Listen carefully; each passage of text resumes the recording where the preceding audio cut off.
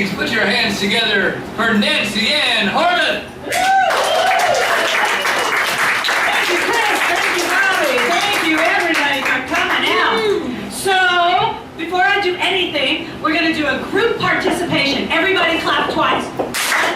Woo! You just passed your first group physical. I deem you healthy. And I could do that because I'm a nurse.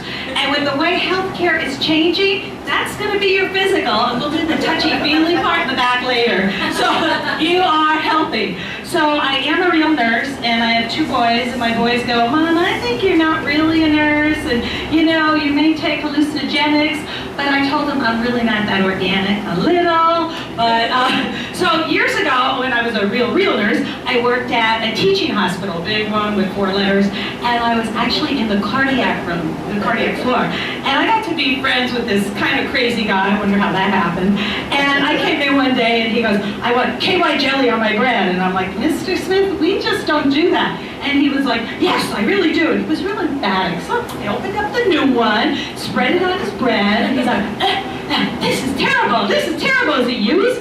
Like, no, I would never put used KY jelly on your bread. So remember that if you do that, make sure it's not used. And so the same guy, the one day I'm giving him a bath and we're chatting, and he goes, oh, I think I'm supposed to tell you I have AIDS. And I was like, yeah. And he goes, don't worry about it, honey, I can take him out. He does one of these things. Okay. So that guy is still alive, his heart is still good shape, and we're still good friends. So I believe in enjoying every moment, because I say, I want to live to be 100. Getting there pretty darn close. Chris was talking about his age, and I don't say the word OLD, I just say I have a freaking high number, and I don't care, because we all have friends and relatives that lost their number, so I like having a high number. But anyway, talking about my friend in the hospital, so I love same-sex. I mean, everybody is for same-sex these days, and the good thing about same-sex is, like, when you've been married a long time, I've been married 37 years, it's pretty much same-sex, same-sex, same-sex. But one fun thing about same-sex is you get to go on vacations with your same-sex friends. So like in a couple months, I'm going to Hawaii with the girls, and my husband goes to football games with the guys. And so this happened recently to a friend of ours. He married a Vietnamese woman, and they live in Florida. And she wanted to go over and see her family and talk the language and all that. And he was like, honey, I've been there, done that, got the uniform, don't want to go. So she went by herself, and he was home for a month. I mean, that's fine, and golfing, whatever. And the neighbor guy comes over, knocks on his doors, and he goes, Bill, just wondering how you're doing. He goes, fine, I could cook, I still get to golf.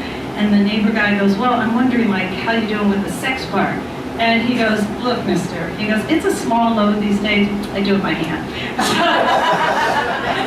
So the other thing is, I'm from Pennsylvania, and if I talk too fast, you put your hands up like this, and that means pause, and we'll all pause and take a drink and slow down. Sometimes I do kind of talk a little fast, but I do have a son in vet school, so I may pause, or I may just do one of these things. So, because again, life should be fun every day. So my theory is the good kids have to go somewhere, so they might as well go to a loony mom. Now, I don't know how this happened, but both of our sons are really good, and the one's in vet school in Grenada, and recently him and my husband went to get that GOES pass, you know, so you could go real fast when you go through TSA. I didn't want to pay $100, no thank you, I just run real fast. So they had to go down by Calexico, and they're coming back, and my son's like, Dad, look at that truck. And there was, you've seen them, tiny trucks, and they build all this stuff out, and my husband's like, that is so odd. But then Chris, who's 28, he says, you know, Dad, anytime you see a big rack on a small frame, that's a good thing, remember that. So you gotta learn from the kids sometime. So another thing about Chris, he's a little OCD, but I recently read where OCD people make really good medical people and doctors because they pay attention to detail. So we have a dachshund, what we did up until a month ago, so that's why I have a little dachshund necklace. He just passed away, Cosmo was 15 and a half. But Chris sent me out to get dog food, and I was like, okay, I have to get the right kind. So I took a picture of it, and I went to the store, and I said, I need this kind of food. And they're like, yeah, it looks like that. I said, no, no, no. See, yours has a white dog on. The one that my son said has this little, cute little black dog. And the guy's like, it's the same thing. And I'm like, we need to call the manager over here. This is serious stuff. What happened to this dog, and is he getting residuals because we switched the picture? I mean, come on. So we had a store meeting there, I called it, and we decided that it probably was the same food, but it really kind of made me feel bad. I mean, what about the first dog? He should still be getting residuals, right? So anyway. So our second son, he speaks Mandarin, and we're not Chinese, we grew up in Pennsylvania, and he was this little 8th grader and said, I'm gonna learn Mandarin in high school. We're like, you go for it, we like that cuisine, and we're very worldly.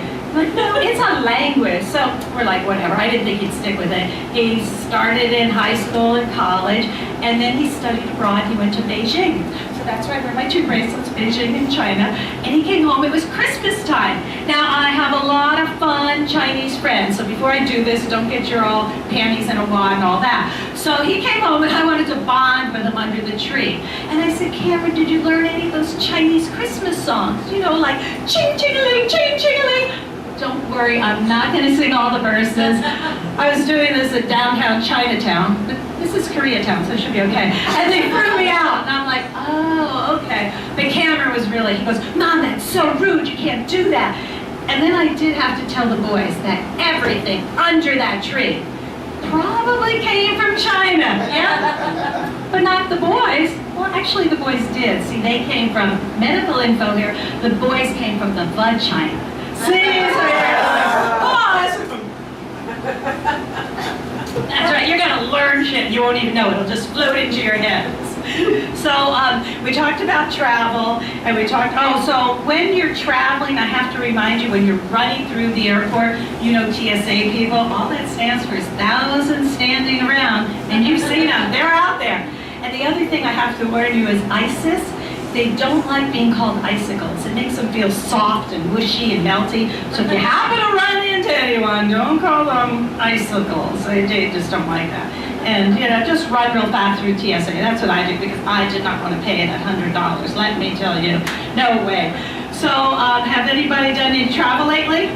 You like traveling? Yeah? Yeah, but you gotta remember, you gotta bring now your own oxygen, so I carry an extra backpack, because they charge you for everything. I started carrying these Tupperware boobs, and sometimes I actually was doing an act where I would pull out lettuce and tomato, and then the guy on the plane said to me, he goes, wait a minute, you said you're from Pennsylvania. I bet you have another one down below. I'm like, oh, you're talking sauerkraut. But I wouldn't travel with that, it's kind of stinky. But on a medical note, sauerkraut, kimchi, and pickles are very good for your brain. So anytime you have fermented food, it keeps you young and keeps your brain active. So next time you're flying, leave the Valium at home and all those crazy pills, and just bring some kimchi and sauerkraut for everybody and pass it out. Who cares if it stinks? I mean, what the hell? That's my theory, right? Okay, so I gotta take a pause here. So we talked about the medical note. I have to tell you about these news people. It's kind of bugging me the way when something happens, they talk staccato. We have a fire, and it's coming down the hill, and everybody better walk out, and we have a whale, and it just came up on the beach. Well, that's where whales come. They're not gonna come on your bathroom floor. So I decided, in real life, I'm gonna do this through a drive-thru. And I pulled in and I said, I would like 2 fish tacos, and the fish must be dead. They must absolutely be dead, and you must hold tartar sauce. So I pulled up, and the young kid just gave it to me. So either he thought I was loony, or he thought I was a real news person. I'm like, cool, free food. I'm like, I know, I'll try this out like TJ Maxx. I went in, I said to the woman, I would like a purse, I would like it to look like leather, but no animals must be harmed. And I would like it to be, about the color of yours. And again, she just gave it to me and said, leave. So I go out to my car, and I'm looking, there's keys, wallet, lipstick. Good thing I like the color, right? Free. Try it, it's fun, free food, free stuff, free purse. So anyway, I just have to ask, are there any newlyweds or newly dating people here? I saw some people maybe in the back. This is a medical secret, and I only give this out to special people, and then you could pass this on to your friends. A lot of people don't know this about babies, but once the babies come out, they don't go back up. And they last a long time. And we know people that treat their 20, 30, 40-year-olds like babies. So pass that on to your friends, because every now and then I'll be doing a show and someone will go, you know, I really didn't know they were going to last that long. So they do last a long time, because once they come out, you can't squeeze them back up. No? So I just want to leave you with, this is for all my Asian friends. I did learn this from Cameron. Zaijian, that does mean goodbye in Mandarin. Have fun, enjoy your moments, talk to everybody, be a little nutso, and you'll live to be 100. Woo! Thank you.